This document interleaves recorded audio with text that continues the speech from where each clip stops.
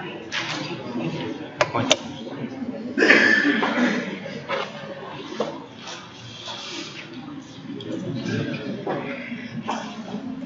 morning, everyone. We come to abdominal catastrophes in the ICU. So obviously here we are talking about cases and problems which happen to an intensive care patient. It is not necessarily a very typical surgical abdomen that we are talking about here, though a lot of the management may be, with the involvement of your surgeon, but these are problems that can happen to any patient in the ICU. So, just to broadly tell you, what we'll be talking about is paralytic ileus. I'm sure you hear the term quite frequently in your ICU. We'll be talking about mesenteric ischemia, toxic megacolon, and then the Ogilvie syndrome. The name actually is the most exciting when you first start dealing with the situation. So, paralytic ileus obviously refers to a complete constipation, that is obstipation, and along with this, there will be intolerance of oral intake. And this is obviously due to non-mechanical factors. We're not talking about a mechanical obstruction of the gut. This disrupts the normal coordinated propulsive motor activity of the GI tract, and this could be following an abdominal surgery or it could be in a non-surgical patient. So this is not non-abdominal surgery, it could imply any other patient. So normally gastric and small intestinal activity appears very quickly within hours of surgery, and colonic activity returns by post-op day 2 or 3. But in the presence of certain situations, and particularly some of these risk factors, this may not happen and you'll end up in a situation of a paralytic ileus. So what are these risk factors? You may have prolonged abdominal or pelvic surgery. When the surgery is more lower GI, an open surgery versus like a laparoscopic surgery would be associated with a greater risk. If for any reason the enteral nutrition has been delayed, this could cause it. You have failed to place a nasogastric tube at the right time. Other reasons that there may be intra-abdominal inflammation like peritonitis, sepsis, intraoperative, postoperative bleeding, perioperative excessive use of opioids can contribute, and other factors increasing bowel wall edema like hypoalbuminemia and far too aggressive administration of intravenous fluids for whatever reason. So these are the patients in that scenario can sometimes land up with paralytic ileus, and what they would show would be abdominal distension, bloating, gasiness. There would be some diffuse persistent abdominal pain, some nausea with or without vomiting. There will be very delayed passage or inability to pass flatus, and the patient is not able to tolerate the oral diet when you begin to start it. When you examine, you find a distended abdomen. You can measure it with a tape so that it helps you follow your patient. And on percussion, there is a tympanic note. Bowel sounds are reduced on auscultation, and some tenderness will be there when you palpate the abdomen. Now, reduction of bowel sounds, when there is a mechanical obstruction, often the bowel sounds are initially increased, and it is only much later when the bowel completely sags that you would have an absence of bowel sounds. So what all would you kind of look for in the lab investigations? On the CBC, you may find anemia because this may be a postoperative patient who has bled. TLC may be high, which may be telling you that there may be some inflammation, infection happening somewhere. Electrolytes, hypokalemia is what you need to look for because that may be cause as well as effect. You need to treat it. Uremia can lead to ileus, so look for that in your KFT. And when you look for the LFT, it may give you a sign that there may be some associated pancreatitis or gallbladder dysfunction. Radiologically, the supine and upright plain X-ray abdomens may show dilated bowel loops in patients of postoperative ileus. But basically, you will also see air in the colon and rectum, but between this, there is no transition zone seen. And an abdominal CT with an oral contrast will have a far higher, up to 100% specificity sensitivity, and it will differentiate it because you will be able to see a bowel obstruction due to a mechanical clause in a specific manner. So this ladder-like pattern of the gas in the bowel is what may be seen, and in advanced situation, multiple air fluid levels, though which are more characteristic of the mechanical obstruction may be seen. How will you treat it? So in the ICU, pain management, first thing is avoid using opioids because that is what may cause it. Supplement more with NSAIDs and acetaminophen and other non-opioid pain relievers. Use appropriate maintenance and replacement fluid therapy, basically with the idea of maintaining normovolemia because hypervolemia is going to worsen it. And electrolyte management should include specific care for potassium and magnesium being checked daily and replaced as needed. What else? Bowel rest. So when you have this abdominal distension happening for some time, make your patient NPO, allow maybe just some clear sips of fluids, but for some time just take it all off for a day or so. And once the abdominal distension resolves, bowel sounds return, then you can gradually start it again. Sometimes you have to decompress. So first put in an NG tube, aspirate out whatever is there, and then let it, keep it open till such time that it begins to show very, very little aspirate. If these patients take longer than normal and you are going beyond 2, 3, 4 days and you are not able to reach a good level of nutrition enterally, then you may consider starting total parenteral or at least supplemental parenteral nutrition in these patients. And yes, when you are monitoring, the serial abdominal examination is very important. You may have to do it 4 to 6 times a day, every 4 to 6 hours, to make sure that your patient is not worsening. The important thing would be to look for a critical level of abdominal distension which may be then associated with increased intra-abdominal pressure. Now we come to acute mesenteric ischemia. So acute mesenteric ischemia refers to a sudden onset of small intestinal hypoperfusion, and this could be due to a problem on the venous side as well as the arterial side. So commonly if we talk of the arterial occlusion, this arterial obstruction could be occlusive or non-occlusive.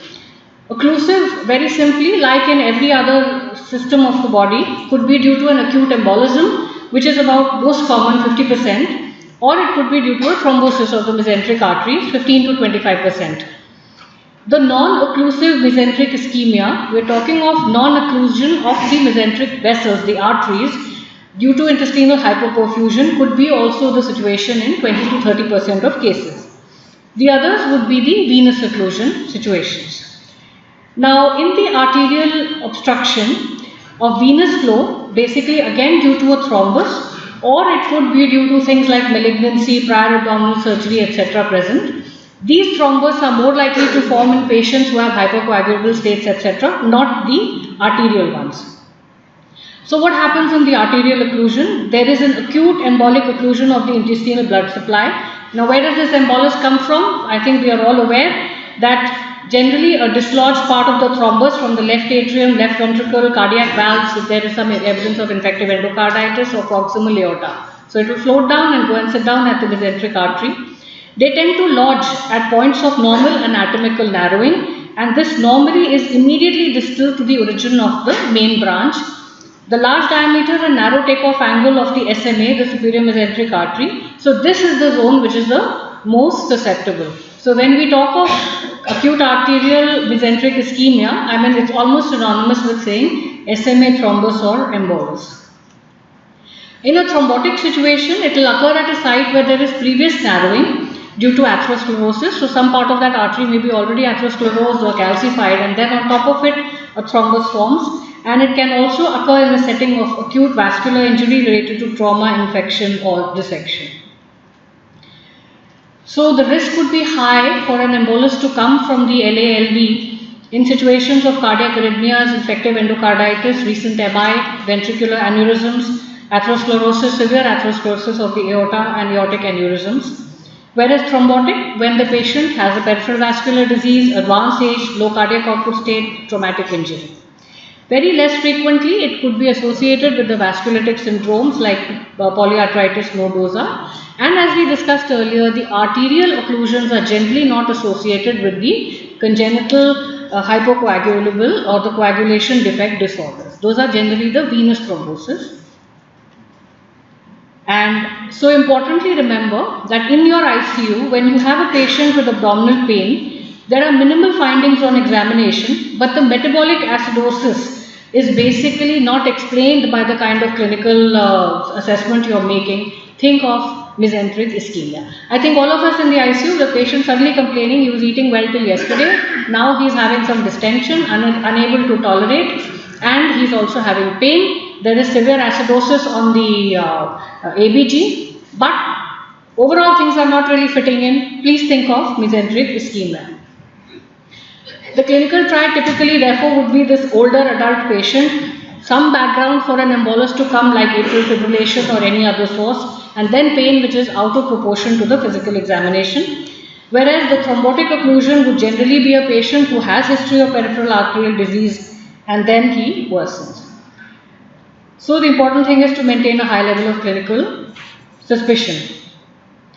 How would you definitely diagnose it? So when you do the angiographic study, the embolus will appear as an oval-shaped thrombus surrounded by contrast in a non-calcified. So the artery essentially looks normal and non-calcified, somewhere in the middle and distal portion of the proximal SMA.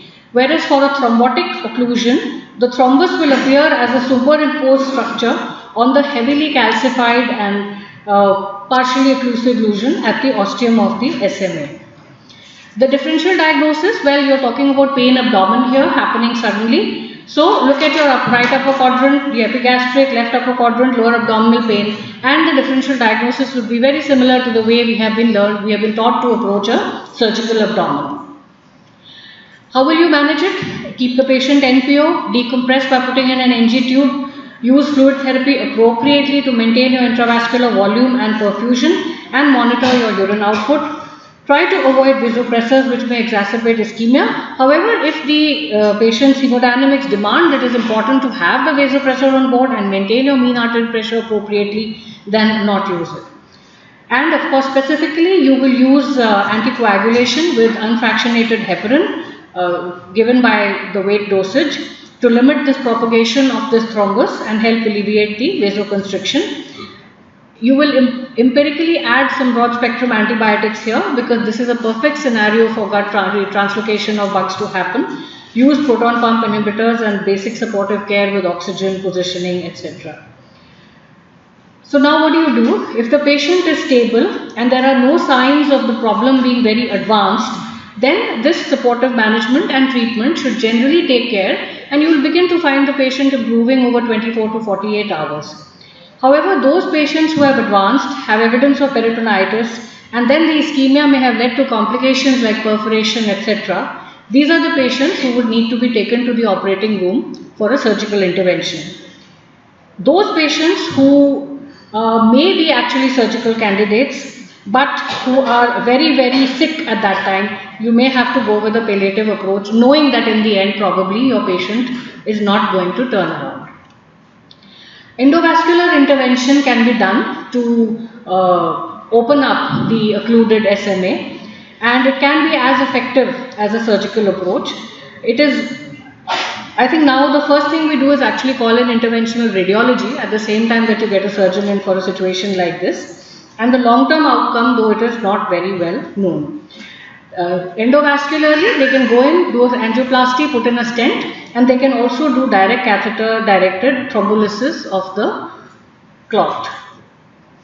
Now we come to the other part of the arterial occlusion. So this is a non-occlusive mesenteric ischemia. That is to say, you do not have an embolus or a thrombus going and sitting there and acutely blocking the artery. But the pathogenesis is more in relation to what we've always studied, that the splanchnic vasoconstriction happens whenever the body's physiology has to take care of the cerebral circulation and the cardiac circulation. So in scenarios where that requirement is there and then this splanchnic vasoconstriction happens, the patient can sometimes land up in NOMI when there are other risk factors to allow this to happen. So the artery doesn't occlude by thrombus, it occludes due to the inflammation and other structures and this splanchnic vasoconstriction happening around it. So in a scenario where there is heart failure, cardiogenic shock, peripheral arterial disease already existing, some aortic inefficiency, a patient with septic shock, arrhythmias, administration of vasoconstricting medications going on, cocaine abuse, patient on dialysis. So these are the patients who would have a higher risk for this non-occlusive mesenteric ischemia happening, and we would call that NOMI. So often these patients, because they are the sick patients, that is why it happens in the medical scenario, they are often intubated, they are sedated, they have opioids running. So often it is masked for some time, and early clinical examination, good index of suspicion help you diagnose it faster. So to begin with, you will be diagnosing it like any other mesenteric ischemia, but when you do a CT angio, you find no thrombus there, but yet the mesenteric flow is inadequate. So a CT scan which is performed, a plain CT at this point of time will show you the diagnosis. Here you will find some thickening of the bowel wall, dilatation, stranding, and intestinal pneumatosis with air may also be seen. So normally this is what the angiogram should look like, but when you have a NOMI, non-occlusive situation, so the normal arterial cascades in the mesentery are not seen, and you may see partial narrowing, then again it flows, then again narrowing, and that is what is called the string of sausages or the chain of Lake sign. So how would you treat a patient of NOMI? Basically, because we know that the primary factor is the disease or the overall clinical condition of the patient, treat all those inciting factors which may be present. If there is a low cardiac output, we have to help in enhancing cardiac output. We have to use less of vasoconstrictor drugs, avoid opioids, treat all underlying causes, give hemodynamic support and monitoring, and hope that the patient will get well. The other end we said was the venous occlusion, and this of course, like in any, when we talk of the even deep vein thrombosis, etc., there is a clinical triad, the Werkos triad, which is when all the three factors are present, some clot can happen in the venous system. So the same applies, the Werkos triad, to the mesenteric flow. And so what is this? You have to have some vascular injury, stasis, and hypercoagulable state. The hypercoagulable state could be due to a systemic disease like protein C deficiency, etc., that we study about. It could also be due to local factors like splenectomy, pancreatitis, etc., and it could also be due to the the situations like malignancies, cancers, where patients are more prone to a hypercoagulable state. So this is exactly what we were talking about. To read it out: presence of abdominal masses, presence of other abdominal inflammatory situations like pancreatitis, diverticulitis, myeloproliferative disorders, portal hypertension, thrombophilia, acquired inflammatory bowel disease, and then the inherited thrombophilias that we talk about in one breath: factor V laden, prothrombin mutation, protein S, protein C, antithrombin 3 deficiency, etc., and the APLA syndrome. So this would again be a patient who would present with some acute, subacute, or even chronic pain in venous situations, typically in older patients, more in males. And here when you do a CT angiography, you will basically find the venous filling defects or absent flow in the mesenteric veins during the venous phase, enhanced bowel wall or mesenteric stranding due to the edema, intestinal pneumatosis, portal vein gas, etc. Like these are the hypercoagulable inherited deficiencies which you need to look at. And the treatment will basically be conservative: give bowel rest and prophylactic antibiotics, use anticoagulation, the unfractionated or the low molecular weight heparins. Anticoagulation therapy has been found to reduce mortality very, very significantly.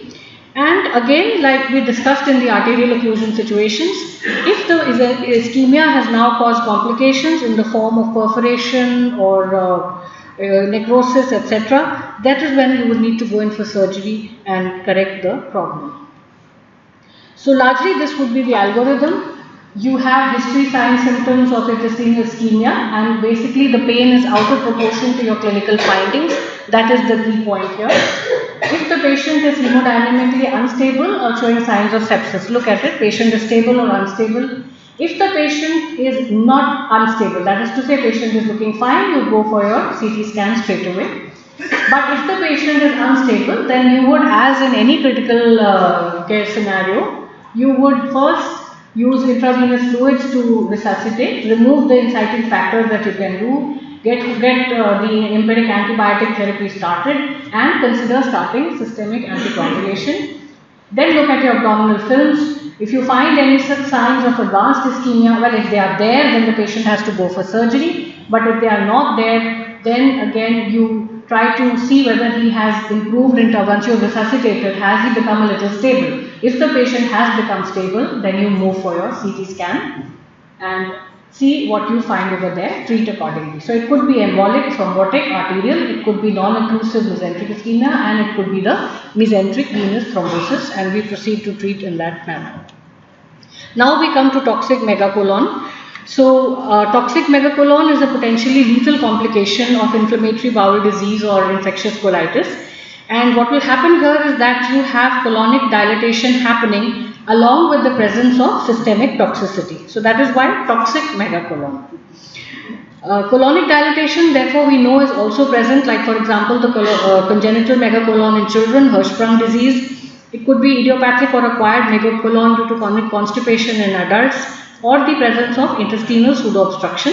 But these scenarios, there is no systemic toxicity visible to you when you examine the patient clinically, and that is how you differentiate it from the toxic megacolon. So here we said, like, the disease is an inflammation of the bowel, which could be IBD, which could be a C. difficile infection, which could be viruses like HIV, CMV, it could be HUS due to a secondary infection, it could be use of excessive and inappropriate use of loperamide in amoebic colitis, and infections with Salmonella, Shigella, Campylobacter. So these infectious colitis could sometimes lead to a toxic megacolon. All ages, all sexes, no particular predominance, and so you basically radiologically will have evidence of the colonic dilatation, that is why megacolon, and along with this there will be something to show you that the patient is now systemically sick. So at least 3 of the following: fever greater than 38, leukocytosis, tachycardia, anemia, and at least 1 of the following, that is dehydration, electrolyte disturbances, altered sensorium, and hypotension. So the presence of colonic dilatation along with systemic effects is when you would diagnose toxic megacolon. Now what do you see on the X-ray? The plain the plain abdominal X-ray will show you that most often the transverse colon or the right hemicolon is dilated, and the magic number we have to look for is 6 centimeters, and it can go very high up to 10 to 15 centimeters also.